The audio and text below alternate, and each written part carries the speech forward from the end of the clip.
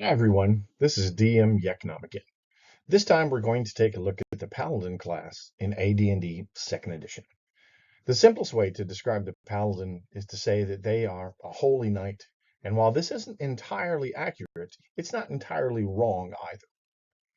The Paladin has a rather high experience table. As you can see here, it's considerably higher than the fighter, but the same as the ranger's table.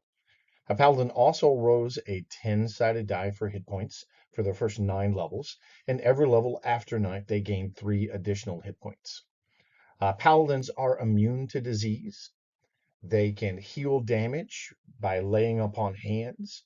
They're surrounded by a protection of evil aura that prevents evil creatures from easily touching them. They have the ability to turn undead, which we'll discuss further in a moment. They have the ability to cast pre-spells, which we'll also discuss further in a moment. But what we're going to discuss now are the high requirements that are required to be a paladin. First, you have to be human. Secondly, you must be lawful good in alignment. And then you have to have a 12 strength, a 9 constitution, a 13 wisdom, and a 17 charisma. Now, getting all 4 of those ability scores at that high of a level is not an easy thing to accomplish. So when someone does get lucky enough to roll to qualify to be a paladin, one might consider being a paladin because who knows the next time you're going to be able to be a paladin. Paladins also have a unique ability to summon a warhorse. This is not just a magical call for a horse. This is most often a solo adventure that the DM and Paladin themselves combine together for the Paladin to go off on a quest and gain a mount that suits the Paladin's abilities and temperament.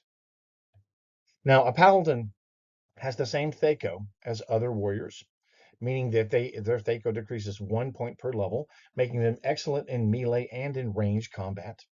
A paladin also has the same saving throws as all other warriors, meaning that their saving throws change every 2 levels. However, unlike other warriors, paladins gain a +2 bonus to every saving throw that they have. And as I mentioned briefly before, paladins gain a limited amount of spell casting ability beginning at 9th level. They do not gain bonus spells based off of their wisdom, and they only have limited spell access based off of the spheres of magic they have access to. We'll discuss spheres of magic later on when we discuss alignment and spells and magics further. Finally, paladins can turn the undead. This means they can cause the undead to flee, or at higher levels, they can actually destroy some types of undead.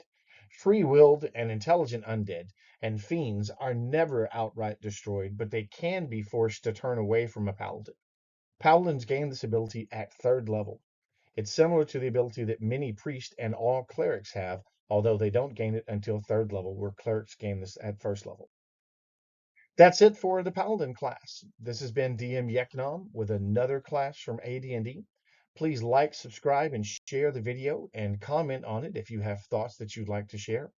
Until next time, keep away from way too many goblins and bribe the bandits if you have to escape.